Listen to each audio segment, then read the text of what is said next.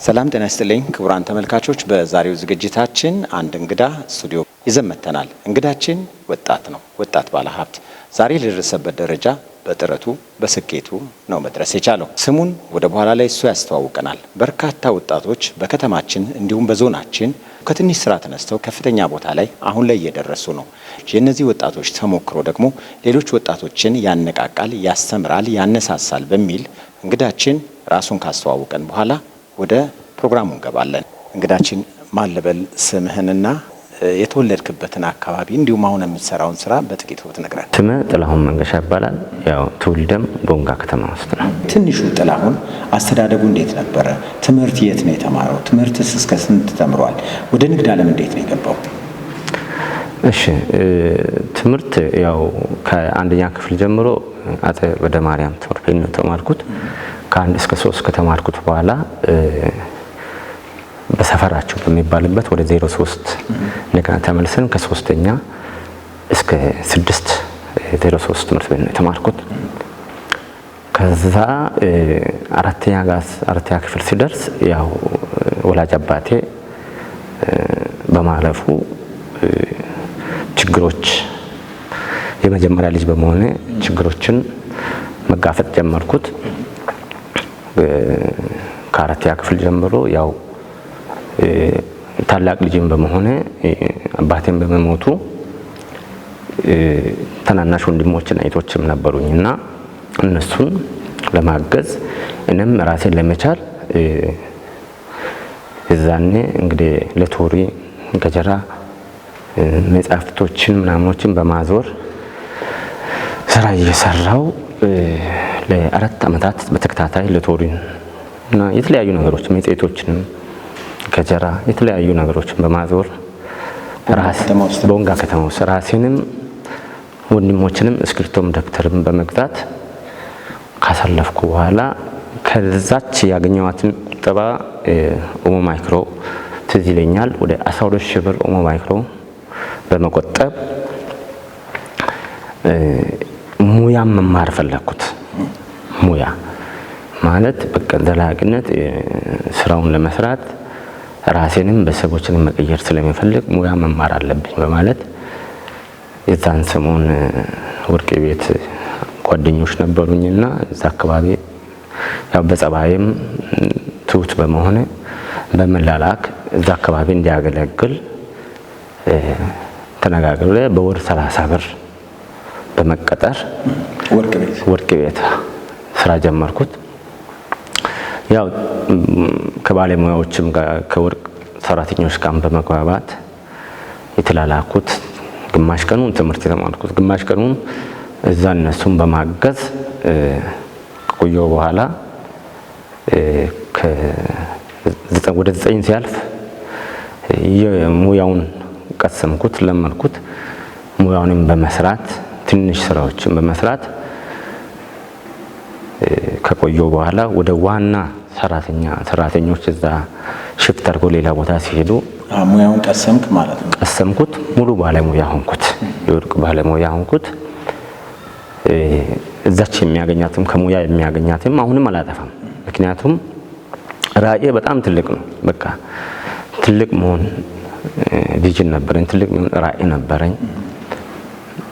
ከኔ ባሻገር ወንድሞችንም ማብቃት እንዲችሉ የራስንም ጥረት እያደረኩት ባለሙያ ሆንኩት። እዛ በሚያገኛትም አሁንም የቆጠርኩት እንግዲህ ለቶሪ እየነገርኩት ወደ 12,000 ብር ኦሞ ማይክሮ አስቀምጫለሁ። አሁን እዚህ ላይ ደግሞ ጥሩ ይከፈለኛል፣ በሳምንት እስከ 500 ብር ይከፈለኛል። እነዚህንም በመቆጠብ 2099 አካባቢ ላይ የራሴን የመጀመሪያ ወርቅ ቤት ከፈትኩት። የራሴን መጀመሪያ ወርቅ ቤት ከፍቼ ስራ ጀመርኩት። ሌት ቀን በመስራት 2001 የመጀመሪያ ሚኒባስ ታክሲ የከተማ ታክሲ ገዛሁት። የመጀመሪያ ታክሲ ገዛሁት። እሷን ታክሲ በመስራት አሁንም ወደ ስራው አሁንም ከዚህ የተሻለ ነገር መስራት ከዚህ የተሻለ ነገር እንትን አለ። ሁለቱንም ወርቅ ቤቱንም የከተማ ታክሲዋንም ሁለቱንም ማኔጅ እያደረኩት። በዚህ ሁሉ ጊዜ ውስጥ ግን ሌላ የሚደግፈ አካል የለም? ማንም የለም። ያው ራሴን ቁጠባው አልተቋረጠም? ቁጠባው አልተቋረጠም። የመነሻ የቁጠባው ወርቅ ቤት 97 99 ላይ ሲከፍት ያ ቁጠባው 10,000 ብር ጭማሪ የኔ ቁጠባ ላይ ተጨምሮ ወደ 25,000 ብር ነው መሰለኝ። እሱና ከበሰበም እናቴ ረድታኝ ወደ 12,000 ብር እሱን በመጨመር ነው ወርቅ ቤት የተከፈተው።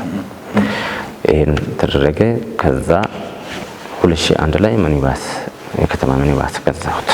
ማን ነበረ ሚኒባሱን የሚነዳው? ሱልጣን ይባላል ለመጀመሪያ ጊዜ። እሱም ፍሬሽ ሹፌር ነው እንዶ ሱልጣን ነው የሚባለው። አሁን ስለዚህ ከራስ አልፎ ለሌሎች የስራ እድል መፍጠር ጀመር? ወርቅ ቤትም እያለሁ እኮ ሌሎች ሰራተኞችንም ቀጥሬያለሁ በስሬ። ሁለት ወንድሞች ነበሩኝ። ያው እሱም እንግዲህ አሁን ባለፈው ዕለት እንግዲህ በመኪና አደጋ እንትን ያለው እሱም ባለሙያ ነበረ። አሁን እሱ ትንሽ መጨረሻም ባለሙያ ሆኖ አሁን በወርቅ ስራ እየሰራ ነው ያለው። በጣም ጥሩ ታሪክ ነው ጥላሁን። የአባትህን ሞት ተከትሎ የታናናሾችህን ከእናት ጋር ሆኖ የመርዳት ተደጋግፎ እነሱን የማሳደግ ራስህም ባለህ ራዕይ ከፍተኛ ቦታ የመድረስ ራዕይ ይዘህ በመስራትህ እንዲሁም ገጀራ ቅድም አንተ እንደነገርከን ሎተሪ፣ ሌሎች ነገሮች፣ መጽሔቶች እያዞርክ በምታገኘው ገቢ እየቆጠብክ ዛሬ ለደረስክበት ደረጃ ደርሰሃልና እንደው መጀመሪያ ከወርቅ ቤቱ ተነስተህ መኪናዋ ጋር ደርሰህ አሁን ይሳኮር ሆቴል ላይ ደርሰሃል።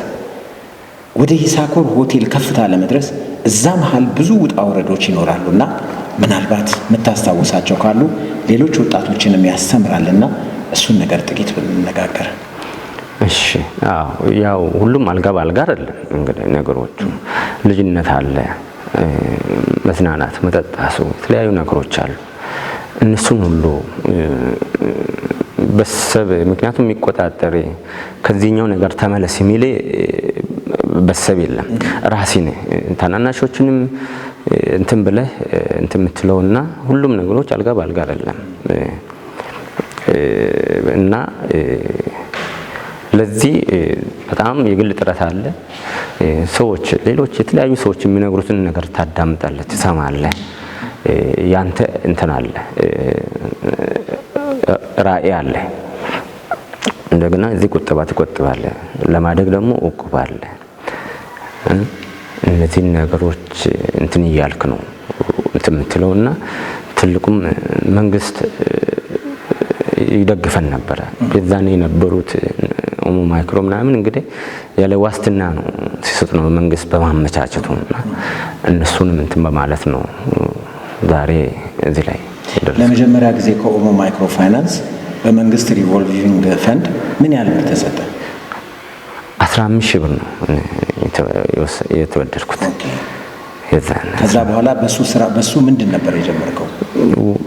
የወርቅ ግዢ። ምክንያቱም ወደ ስራው ባለሙያ ያለው የተለያዩ ማቴሪያሎችን ሲገዛ ነበር። ማቴሪያሎችን ለወርቅ የሚያስፈልጉ ማሽኖችን የተለያዩችን ከሚያገኛት እንትን የገዛው ነበር። ግን ይሄን ብድርና ከቤተሰብ የተሰጠኝን ብድር በመጨመር ወርቅ ግዢ ነው የገባሁትና ሙያውም ራሴ ስላለኝ በራሴ ነው። ይሄ የሪቮልቪንግ ፈንድ ገንዘብ አንተ የተበደርከውን ስትመልስ ተመልሶ እንደገና ደግሞ መበደር ማደግ ትችላለህ እና እንደዚህ የተበደርክ ስንት ብር ደረስክ? ያን ገንዘብ የመመለስ ሁኔታ ላይ ጎታች ነገሮች አልነበሩም ወይ? ጎታች ነገሮች የሉም። ከዛም አንድ ዙር ከተበደርኩት በኋላ እኔ ቀጥታ የራሴን ወርቅ ቤት እዚህ አሁን እዚህ ከቀበሌው በታች ወይም ከአዳነች ሆቴል በታች ወይም ከኮፍላንድ በታች ባለው ላይ የመጀመሪያ ህንጻ ሲገነባ ከሚኒባሱ በፊት እሱን ነው እንትን ያልኩትና እንደው የቀደመው ሱቁ ነውና ሱቁን እንትን ካልኩ በኋላ ኢትዮጵያ ንግድ ባንክ አንድ ማናጀር ነበረ፣ በጣም ምርጥ። እናም ወደ ስራም እንደገባኝ ያደረገው ስራ ሙሉ የሚባል ቤት ሱቅ ብሰራ እኛም እናበድራለን የሚል እንትን አለ። ከኢትዮጵያ ንግድ ባንክ ያን ቤት ሰርቼ እንደጨረስኩት 40 ሺህ ብር አበደሩ። በቃ አሁን ስራዎችን በነፃነት እንዲሰራ አገዘኝ። ከዛ በኋላ ነው ወደ ሌሎች ነገሮች የተሻገርኩት። ወደ ግል ባንኮችን መበደር፣ ያን መክፈል ያልኩት እንትኖች ይሰፉ። በቃ አማራጮችና ስራዬን መስራት በትጋት አሁን ከዚህኛው ፊልድ ደግሞ መሻገር አለብኝ። ሳኮር ሆቴል ደረጃውን የጠበቀ መስራት አለብኝ የሚል እቅድ አገርኩት። በዚሁም ከግለሰቦች ወደ 150 ሺህ ብር አውጥቼ ቦታ ገዛሁት። ያን ሲገዛ ግን ምንድነው አማራጭ ለምንድነው ወዛ ከከተማ ወጣ ያለ ቦታ ይሰራው የሚል አንዳንድ ሰዎች ትችት ነበረ። ቦንጋ ከተማ ታድጋለች፣ ትቀየራለች የሚል እሳቤ ትሰፋለች፣ እንደ ዛሬው አትሆንም የሚል ሐሳብ ስለነበረኝ ወጣ ባለ ቦታ ላይ ያን ግንባታ ጀመርኩት። በድፍረት ነው ሲጀምርም በእጄ ላይ ወደ 500 ሺህ ብር የሚሆን ነው ያለው። ግን ልብ ደግሞ G+4 ነው መስራት የምፈልገው። 500 ሺህ ብር ይዘህ G+4 ባለ 4 ፎቅ ባለ 4 ነው። መሀንዲሱ ስንት ብር ነው ያለ አለ። 500 ሺህ ብር ታዲያ G+1 አሰራም እንዳለ አይ እኔ አድጋለሁ ሰራለሁ ደግሞ እችላለሁ የሚል ልበ ሙሉ በደንብ በኮንፊደንስ ነበርና ምንድን ነበር ግን የተማመንከው? እንደው 500 ሺህ ብር ይዞ ባለ 4 ፎቅ ህንጻ ለመስራት ያን የመሰለ ህንጻ ለመስራት እንደው ምንድን ነው ለአንተ መተማመኛዬ ነው የሆነ በኩራት በቃ ሰራለሁ የሚል ነው። አንድ ትራንስፖርት እንቅስቃሴ ላይ ነበርኩት። ከዛ ባር ከሚኒባስ በኋላ አንድ ቅጥስ ገዝቻለሁ። ቢከብደኝ እነዚህ መኪናዎች ጨርሳለሁ የሚል እሳቤ ነበረኝ። እነሱንም ሳላደርግ ያ ግንባታውንም ለመጨረስ ቻልኩት። ከሚኒባስ በኋላ ቅጥቅጥ 2002 ላይ ህዝብ ማመላለሻ ገዛሁት። ገዝቼ አጠቃላይ ወረዳዎች ላይ ስራ ሲያገለግል ህዝቡንም ሲደግፍ እኔም ያው ከሚያገኘው ነገር ተጠቃሚ የሆንኩት ነበር። እስቲ ወደ ይሳኮር በኋላ ላይ እንመጣለን። ምናልባት ያንተ ጓደኞች በአንተ ደረጃ ያንተ ኩዮች በአንተ እድሜ ያሉ ነበሩና ዛሬ ጥላሁን እዚህ ደረጃ ላይ ሲደርስ ምንድነው የሚሉ እንደው ጥላሁን ከየት አመጣ ነው እንደዚህ አንዳንድ ጎታች ሐሳቦች አሉና እንደዚህ አይነት ነገሮችስ አልገጠሙም ወይ? ብዙዎች ሳይሆን የተወሰኑ እየሰራው አይመስላቸውም።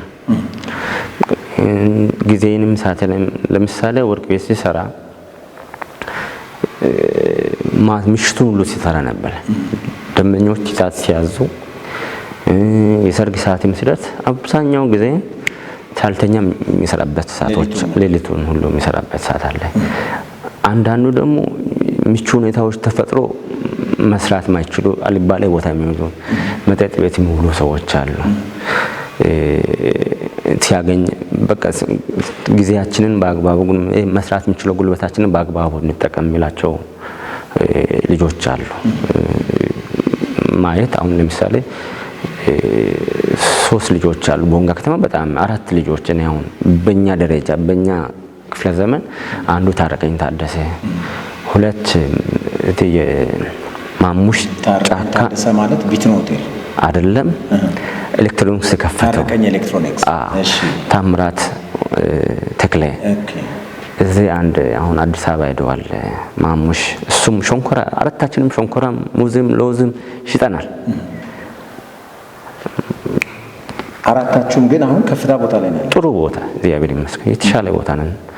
አሁን ይሰራል የምትሸጠው ሸንኮራ እዛ አሁን እኛ የተወለድኩትም ገበያ ሜዳ ነው። የድሮ ገበያ ሜዳ አሁን መናሪያው ላይ ነው።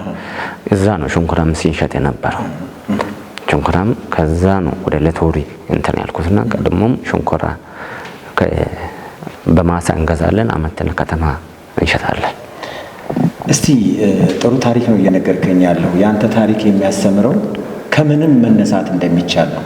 ምንም ነገር ሳይኖርህ ሎተሪ ከማዞር መጽሔት ከመሸጥ ገጀራ እያዞሩ ከመሸጥ ሸንኮራ ከመሸጥ ተነስተህ ዛሬ ደረስክበት ደረጃ ላይ ደርሰሃል። ይቻላል የሚለው ነገር አንተ ማሳያ ነህ ማለት ነው።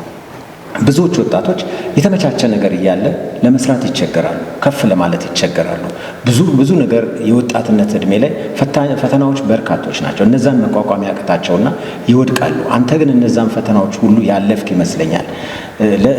በርካታ ማሳያዎችን እየነገርከን ነው። ከዚህ ፕሮግራም መማር ለሚችሉ ከዚህ ዝግጅት እውቀት መቅሰም ለሚፈልጉ 500 ሺህ ብር ይዞ ህንፃ መስራት እንደሚቻል፣ ባለ 4 ፎቅ ህንፃ መስራት እንደሚቻል ማሳያው አንተ ነህ።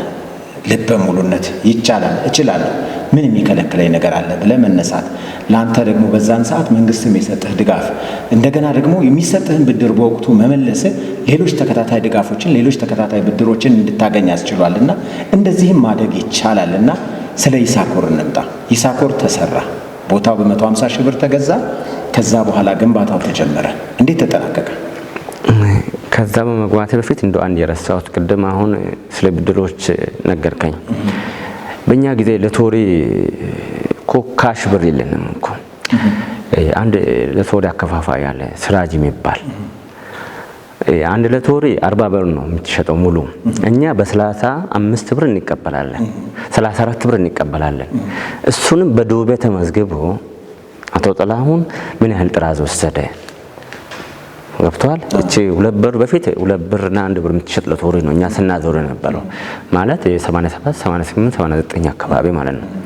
እና እንኳን ለቶሪውን ገዝተን 34 ብር እኮ ገዝተን መሸጥ አንችልም፣ ብር የለንም። 4-6 ብርዋን ነው እኛ የምናገኘው። 40 ብር እንሸጣለን፣ 6 ብር ኮሚሽኗን እናገኛለን። ይሄን በሳምንት ውስጥ ወደ 10 ጥራዝ እንወስዳለን። ፈርመን በእምነት ይሰጠናል። ከፈጣኝ ለቶሪ 85 ብር እንቀበላለን፣ 15 ብር ገብቷል። በሳምንትም ሊያልቅ ይችላል። እንደዚህ ያለ ነው። ዜሮ ነው መነሻችን፣ ዜሮ ነው። እቺ ለቶሪዋ ኖርማል እቺ አንዳንድ ብር የምትሸጠዋ አንድ ጥራዝ ማለት 40 ብር ነው የምትሸጠው። እኛ በ34 ብር እንወስዳለን። ስንት ፍሬ ነው? የሱ እንግዲህ ብዛቱ 10 ጥራዝ እንወስዳለን፣ 20 ጥራዝ እንወስዳለን። ግን ለሳምንት የሚበቃን ነው። አንዱ ጥራዝ ስንት ሎተሪ ይዛል? 40 ማለት ነው። 40 ብር የምትሸጠዋን በ34 ብር ከጅማ ከሚያመጡ 6 ብር ለማግኘት በቀን ግን ያልቃል። አዎ እኛ ምክንያቱም የተወሰኑ አሉ። አሁን ለምሳሌ አንድ 5 ለቶሪ ነጋዴዎች አሉ። የዛን መኪና የለም፣ ትራንስፖርት የለም። ከዚህ ሸታ ከዚህ ካምፕ ድረስ ሄደን ነው አዟዙረን ሲንሸጥ የነበረው። ለምን ቢያንስ በቀን ወጪያችንን ቀለብ ከዛች ነው እንግዲህ የምንጠቀማት። ከዛች ተጠቅመን የሆነ ነገር ዲፖዚት ማድረግ አለብን። ለዚህ ይሄን አድርገን ገበያ ቀኖች አሉ። እሑድ ቀን ውሹሽ አለ፣ ካልፈለክ ጭሪ አለ። ትራንስፖርትም አንከፍልም፣ ለምነን ነው የምንሄደው። ከላይ ወጥተን ለምነን ደን ሰርተን እችን ነው ከዚች ላይንም ነው መቆጠብ የጀመርነው። ቅድም ዝም ብዬ ለቶሪ ሲል እኛ ለቶሪም ካፒታል የለንም፣ እንሻለም ከሰው ባራጣ ወስደን ሽጠን በታማኝነት የመለስን የሰራን ነው። ታማኝ ባትሆን ኖሮ ደግሞ ሎተሪውንም ለአንተ የሚሰጥ አይኖርም። የለም አይጠፉም እኮ አሁን ላይ ሎተሪ ሽጡ ተብሎ ተሰጥቷቸው ያን የወሰዱትን ሎተሪ ሽጠው ገንዘቡንም ለሰውየው ሳይመልሱ በዛው ሄደው የሚጠፉ እኮ ይኖራሉ። ግን ታማኝ ሆኖ መገኘት በጣም በቃ የነገሮች የስኬት ሁሉ ዋናው መንገድ ቁልፍ ጉዳይ ነው ብዬ አስባለሁ። ብዙዎች በታማኝነታቸው ባለሀብቶች ጋር ተጠግተው ያደጉ እዚህ ከተማ ላይ ሞዴል የሚሆኑ ሰዎች፣ ምሳሌ የሚሆኑ ሰዎች አሉና ጥላሁን ወደዚህ ስራ ሲገባ ታማኝነቱ፣ ልበ ሙሉነቱ፣ እችላለሁ ማለቱ ነው እዚህ ያደረሰውና ለጥላሁን የመኪና መለማመጃው ነው ይሳኮር ነው የቀደመው። ይሳኮር የቦንጋ ከተማን የሆቴሎች ችግር ያቃለለ ነው። እንደ ቀላል የሚታይ አይደለም። ቦንጋ ከተማ ላይ የሆቴል ችግር አለ፣ የመስተንግዶ ችግር አለ ይባል ነበር። ዘመናዊነትን ያሳዩት ይሳኮር፣ ኮፊላንድና ማክራ ሆቴሎች ናቸው ቦንጋ ላይ። እነዚህ ፈርቀዳጆች ናቸው፣ መቼም ሊረሱ የማይገቡና ዛሬም ድረስ ተገቢውን አገልግሎት እየሰጡ ያሉ። ይህ የይሳኮር ታሪክ ህንፃው በምን ያህል ጊዜ ተገንብቶ ተጠናቀቀ? እንደው አሁን ላይ ያለበትስ ደረጃ ለምን ያህል ሰዎች የስራ እድል ፈጥሯል? ግንባታው ይሳኮር ከማሰልጠኛው ተገንብቷል 2011 ነው። ማሰልጠኛው ግን 2005 ነው። ለዚህ የሚቀድመው ማሰልጠኛው ነው። ግንባታው ግን ቀድመን ነው የጀመርነው። ወደ 3 ዓመት ነው 2007 አካባቢ ነው የጀመርነውና ማሰልጠኛው ነው የጀመረው። ማሰልጠኛ ጀመረ 2005 ላይ ነው ማሰልጠኛውን የጀመርኩት። በሁለት ቅጥቅጥና በሁለት ባጃጅ በአንድ ሞተር ሳይክል በአንድ ደረቅ ሁለት ቮልቮ ትልቅ ከባድ መኪና ነው ጀመርኩት። ግንባታውንም ያገዘኝ የነበረው ማሰልጠኛ ተቋሙ ነው። ወደ ማሰልጠኛ ለመግባት ምንድን ነው ያነሳሳ? ማሰልጠኛ ያነሳሳኝ እንግዲህ አንድ ሚኒባስ አለኝ ብዬ ቅድም ነግሬያለሁና 2000 ላይ መንጃ ፈቃድ ለማውጣት ያ ሚኒባሷንም በትርሳትም ወርቅ ቤቱንም እየሰራው ለመስራት ፈልጌ ማሰልጠኛ እንትን ሲል እኔ ጋር ጀመረና ቆመ። በአንድ አጋጣሚ ምን እንደሆነ ወደ ጅማ ተባለ። ሲያይ እንግዲህ ጅማ ሄዶ እኔም ህዝብ አንዱን የተማርኩት ጅማ ነው። አጋጣሚ ነገሩ ብዙ ፕሮሰስ አለው። ቤት ተከራይቶ የተለያዩ እንትን የሚያደርጉ ሰዎችን በማየት ለምንድን ነው ወደ ቦንጋ ማምጣት አልችልም እንደምናምን የሚል አጋጣሚ ከነፊት ማቶ ጀምሮት ነበረ። እሱም ፕሮሰስ ደርሶ ወደ ስራ ገብቷልና እኔም እሱ አጋጣሚ በትናንሽ እንትኖች ነበሩና ገባው። እኔም እሱም በመከተል 2 ቅጥቅጦች ነበሩኝ። ከዛ በኋላ ትራንስፖርት ያገለገልኩት 2003 ላይ አንድ ቅጥቅጥ ጨምሮ 2 ቅጥቅጥ ነበረኝ። እነዚህ ካሉ ለምንድን ነው ሌላ ሚኒባስና ባጃጅ ምናምን ጨምረ ለማሰልጠኛ ተቋም? በነገራችን ላይ ለታክሲዋም ለሁለቱ ቅጥቅጦችን መነሻው አሁንም ወርቅ ቤት ነው ማለት መጀመሪያ ወደ ወርቅ ቤት ከመምጣት በፊት የሰራቸው ስራዎች እንዳሉ ሆነው ግን አሁን ወደ መኪና ማለማመጃ ወይም ይሄ መንጃ ፈቃድ ማለማመጃ ሹፍርና ማለማመጃ ትምህርት ቤቱ እንዲከፈት ምክንያት የሆነ ወርቅ ቤት ነው። ከዛ ያን ፕሮሰስ የመንግስት መዋቅር ፕሮሰስ የራሱ ቼክሊስት አለው። ያን እንትን በማለት መስፈርቱን በማሟላት 2005 ላይ ጥላሁን አሽከርካሪዎች ማሰልጠኛ ተቋም ተከፈተ። ወደ 15 ሰራተኞች የስራ እድል ተፈጠረ። ለራሴ ያልቻልኩት ሌላውም መትረፍ ጀመርኩት። እግዚአብሔር ተመስገን እያልኩኝ አሁንም እንትኑ ፍላጎቱ ሌሎች ቦታዎች የምናያቸው ነገሮች ለምንድን ነው እዚህ የማይመጡት ማምጣት አንችልም ወይ የሚል አሁንም ጭንቀቱም ሀሳቡም እያደረ ሄደ። 2008 አካባቢ ራሱን ደረጃውን የጠበቀ ሆቴል መገንባት ፍላጎት አደረብኝና ሆቴሉን ለመክፈት መሰረት ድንጋይ አስቀመጥኩት። ከዛ 2011 ላይ ደረጃውን የጠበቀ G+4 የመጀመሪያው ይመስለኛል እንደ ነጋዴ ቦንጋ ከተማ ላይ G+4 ነው ብዬ ነው የሚያስበው። የሚያስፈልገውን ነገር በጣም መናገር የምፈልገው አሁን የዛኔ ካፒታሉም ነገር ያለው 500,000 ብር ነው ያለው። አሉሚኒየም በር፣ አሉሚኒየም መስኮት በቃ ይሄን ነው ስታንዳርዱን የጠበቀ ደረጃውን የመጠነ ማድረግ አለብኝ በማለት አጋጣሚ ካየ የኔ ቤቶች አሉሚኒየም ናቸው ሁሉም። ብራን ተመልካቾች እየተከታተላችሁ ያላችሁት የከፋ ቴሌቪዥንን ነው። እንግዳችን ጥላሁን መንገሻ ይባላል። በሆቴልና የወርቅ ቤት እንዲሁም ሌሎች ኢንቨስትመንቶች ላይ ተሰማርቶ ያለ ወጣት ነው። ቀጥል እስኪ ጨዋታ። ከዛ አሉሚኒየም መሆን አለበት አልኩት። ሻወር፣ ሽንት ቤት ራሱን የቻለ እንትን በማለት ይገረም ነበር። ይሄ ሁሉ ብር ይበቃል አገኛለሁ የሚል ማለት ከኋላ 2011 ላይ አልቆ ልጁ በጣም ተገረመ። በቃ ደፋር ነህ አለኝ። በቃ እችላለሁ፣ ከባዶ መነሳትም ያየሁት ነገር ነው። አሁንም ይሄን እችላለሁ በሚል እግዚአብሔርም ተጨምሮበት እግዚአብሔርም ሳሳፍረን አሁን ሰራተኛ አጠቃላይ ከአልጋ ክፍል ከሼፍ የተለያዩ ሰዎችን ጨምሮ ንዙ ማሰልጠኛ ወደ 15 ሆቴል ወደ 25 ሰራተኞች አሉ። ጠቅላላ 42ቱ ጋር ወርቅ ቤት ላይ ወርቅ ቤት በቃ በአጠቃላይ 50 ነው ያሉኝ ሰራተኞች።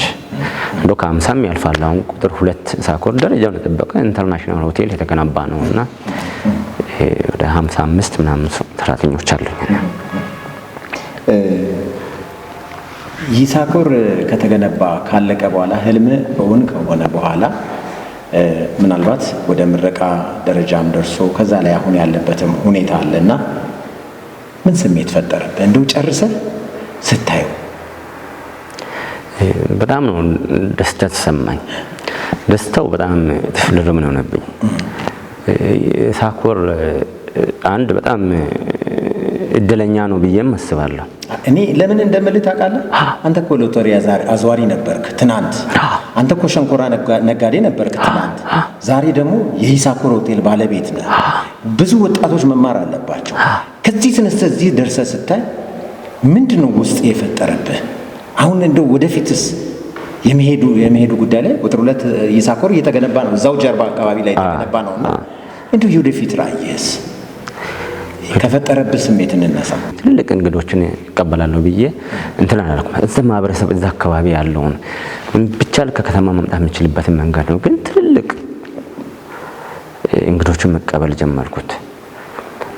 ርዕሰ መስተዳደርን ክልሉ ከመጣ በኋላ ርዕሰ መስተዳደርን ምክር ቤት ጉባኤ እንግዶችን አጠቃላይ ማስተናገድ አቅም ያገኘው ጉልበት ያገኘው መጣው ሲያይ አሁንም እንትኑ ፍላጎቱና እንትኑ ይጨመረብኝ መጣ። ለምን ደረጃውን ተጠበቀ። ከዚህ የተሻለ 400 300 መኪና የሚችል ደረጃውን ተጠበቀ። መዋኛ ገንዳ፣ የተለያዩ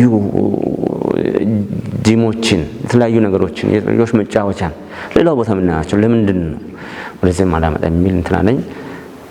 መንግስትም ደግፎን ደረጃውን ተጠበቀ። 5000 ሄክታር መሬት 5000 ካሬ ሜትር ተሰጠኝ። ደረጃውን የጠበቀ አሁን ወደ 65% አካባቢ ደርሻለሁ። በእውነት እኔ በጣም ትልቅ ትምህርት ነው ካንተ እየወሰድኩ ያለሁትና እኔ ጥላሁንን ማየው በዚህ ልክ አልነበረም። ብዙዎች የተነሱበትን ለመግለጽ ያፍራሉ፣ ይደብቃሉ። አንተ ራስህን ገልጸህ ነው እንትን ያልከው። ስትነሳም አላማህ ነበር፣ አላማህን እያሳካ ነው። አሁንም ወደፊትም ብዙ ነገሮች እንደሚጠብቁ አምናለሁና አሁን ላይ ምን ያህል የንግድ ተቋማት አሉ? በምን የስራ ዘርፎች ነው ተሰማርተ ያለው? አሁን ወደ 5 አይነት ነው። አንድ ቅድምም እንደነገርኩ ወርቅ ቤት አለ፣ ማሰልጠኛ ተቋም አለ፣ ሆቴል አለ። መንግስት ይህን ጥረትን በማየት የኢንቨስትመንት ቦታ ሰጥቶን የሰብል ምርት መንገድ ከፈታ ላይ ነው ያለ ነው። እሱ ብሳካ አሁንም ህልሜ አንድ አካባቢን በሰብል ምርት መደገፍ፣ ከዛም ባሻገር ኤክስፖርት ያለኩት አካባቢን አገሬን ለንም አልፎ ሌሎች እንዲተርፍ ማድረግ ነው። በ15000 ብር የመነሻ ካፒታል ወይም ደግሞ ከኦሞ ማይክሮ ፋይናንስ በተወሰደ ብድር የተጀመረው ስራ ዛሬ ላይ ምን ያህል ብር ካፒታል ላይ ደርሷል? አሁን በጣም ትልቅ ካፒታል ላይ ነው። አሁን ካፒታል ስንል ጥሬ ብር ብቻ ላይ ታሰብ ይችላል። ንብረቶች አሉ፣ ቤቱ አለ፣ መኪኖች አሉ፣ ሌሎች ነገሮች ይኖራሉና ገንዘቡ ጋር ተዳምሮ ምን ያህል ብር ይሆናል? እንግዲህ አሁን ቁጥር 2 143 ሚሊዮን ብር የሚፈጅ ግንባታ ነው ገነባው ያለውት። እንግዲህ አብዛኛውን ፐርሰንት እዛ ያዋል ያለ ነው። መኪና ማሰልጠኛ ተቋም ወደ 7-8 መኪናዎች አሉን። ያው በንብረት ላይ ምናልባት ብዙዎች ነጋዴዎች አሁን ላይ ያሉት በራሳቸው ብቻ አይደለም የሚሰሩት፣ ከዛም ብድር ይወስዳሉና ጥላሁን ዕዳ የለበትም? አዎ አሁን ያው ትንሽ ወገባችንን ይዟል። መንግስት ብድር እንዲያመቻች እንትን ብለን ነበረ። እስካሁን አልወሰድክም? እስካሁን ያው ፖሊሲው ድንገት ሆቴልና ቱሪዝም ላይ መንግስት ብድር እንትን አላለም። እሱም ቢፈቅድልን አንድ በአጭር ጊዜ ውስጥ እንጨርሳለን ብለን ነው እንደ ተቋሚ ይሄን ቁጥር 2ቱን የጀመርነው። የተጀመረ ነገር ግን አለ።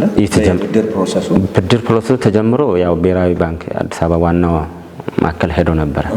በክብር ዶክተር ርዕሰ መስተዳድሩ ፍርማ ድጋፍ ደብዳቤ ከዞኑም ድጋፍ ደብዳቤ ተጽፎልኝ በልዩ ሁኔታ እንድታይ ተብሎ ያው ሄዷል። ያው እዛ ከደረሰ በኋላ ነው እንግዲህ የመንግስት አዋጁ ያው ውሳኔ ፖሊሲው እንትን ብሏል። እሱ ነው እንጂ እሱ እንትን ብል ያው ብድሩ የሚፈቀድልናል ባሰብነውና ባቀርነው መሰረት ስራ መጨረስ እንችላለን የሚል ነው። በስራ ውስጥ የመንግስት ወይም የሌሎች አካላት ድጋፍ እንዴት ታይዋለህ? እየደገፈ ያለ ቤተሰብ አንዳንዶችን ስኬት ላይ ስትመጣ ካንተ ጀርባ ባለቤትህ ልትኖር ትችላለች። ጠንካራ ሴት ባለችበት ሁሉ ጠንካራ የወንዱ ጥንካሬ የሚታየው በሴቷ ጥንካሬ ነው የሚል ነገር አለና ከእያንዳንዱ ስኬታማ ወንድ ጀርባ ስኬታማ ሴት አለች የሚል አባባል አለ፣ የኢትዮጵያውያን አባባል። እነዚህ እንደገና ደግሞ የመንግስት ድጋፍ አይዞ በርታኛ ልንልህ የማለት ነገሮች ካሉ እስኪ እነዛ እንድናነሳቸው። ያው ባለቤቴ እንግዲህ ትልቁ ድርሻን ትወስዶ በብዙ ነገር ትደግፋለች። በንግዱም በሀሳቡም በተለያዩ ነገሮች ግንባር ቀደም ናት። ያው በድጋፍ ማለት ነው። የመንግስት እንግዲህ ያው መንግስት የትኛውም ነጋዴ በራሱ የሚፈጥረው ነገር ምንም አይነት ነገር የለም። ያው ሰላም ሲሆን ነው ነግዶም ነጋዴ የሚገባው። ሰላሙ በመኖሩ ነው የሰራን ያለ ነው። ለዚህ ግንባር ቀደም እሱ ነው። በተለያዩ ነገሮች በብድር በተለያየ ነገሮች መንግስት እየደገፈን ነው ያለው። ከሆቴል ቦታ ከመስጠት አኳያ፣ የኢንቨስትመንት ቦታ ከመስጠት አኳያ ያለ ምንም ፕሮሰስ ያለ ምንም እንትን ነው መንግስት ደግፎን አሁንም ብድሩንም ይሄ ደብዳቤውን የተለያዩ ነገሮችን እንዲያገኝ ትልቁን መንግስት እንትን ያለ ነው እየደገፈን ነው ያለው። እስቲ የቤተሰብ ህይወት ጋር እንምጣና ምን ያህል ልጆች አሉ? ልጆችን የማስተማር በአንተ ሞራል በአንተ ልምድ እንዲወጡ የማድረግ ነገር ካለ እነዛን እናንሳ። እኔ ያው የአምስት ልጆች አባት ነኝ። የመጀመሪያ ልጄ ትዳር ያስኩት 2003 ላይ ነው። የመጀመሪያ ልጄ አሁን 7ኛ ክፍል ናት፣ 13 ዓመቷ ነው። ከዛ ቀጥሎ ያው ኢሳኮር ቁጥር 1 የተባለው ያው ኢሳኮር በልጄ ስም ነው የሰየምኩትና የመጀመሪያ ልጅ ኢሳኮር ነው ስሟ? ኖቤል ናት እሷ። ሁለተኛው ልጄ ነው ኢሳኮር። ኦኬ። ወንድ ልጅ። ታዲያ ለምን በኖቤል ስም አልተሰየመም? ምክንያት ካለው ነገር እንስማ። ብዙ ነገሮች የተመቻቸልኝ እንትን ያለው በሁለተኛው ጊዜ ልጅ ጊዜ ነውና ለዛም ነው መሰለኝ። አንደኛዋ ልጅ እኮ እድለኛ ናት እሷ ብትሆን፣ ሁለተኛዋ መገኘት እሷ ምክንያት ናት። ግን ደግሞ አንዳንድ ጊዜ የመጀመሪያ ልጅ እያለ ሁለተኛ ልጅ ሲመጣ የተደራረበ ጥሩ ነገር የሚመጣበት አጋጣሚ አለና እሱን ነው እንጂ የተጠቀምከው እንጂ የመጀመሪያ ልጅህም እድለኛ ናት። እንትኑ ሚስ የተደረገው የሷ ኖቤል መጀመሪያ ማሰልጠኛ ተቋም በኖቤል ነበረ ሲያሜው። ከኋላ ይሄ ላይሰንሱ ላይ መኪናው ስምና መኪናው ባለቤት ጥላሁን መንገሻ ነው የሚለው። በኖቤል አይሆንም አይቻልም ህጉ ስላለና ከዛ ያኛው እንትን ስንል በሷ ስም ተሰይሟል፣ አሁን በኔ ስም መሰየም አለበት የሚል እንትን አለ። በዛ ነው ሌላ ከዚህ የለም። ሶስተኛ ልጅም አሁንም ሴት ናት። 4ኛ መንታ ነው። ኦኬ። በአጠቃላይ ሁሉንም ፈጣሪ ያሳድግልህ። አሜን። ምናልባት የምታመሰግናቸው ለእኔ እዚህ መድረስ አስተዋጽኦ ነበራቸው፣ ከጎኔ ያልተለዩም፣ አይዞ እያሉኝ የነበሩ ሰዎች አሉ። እነዚህን ማመስገን እፈልጋለሁ የምትላቸው ካሉ እድሉ ልስጥህ።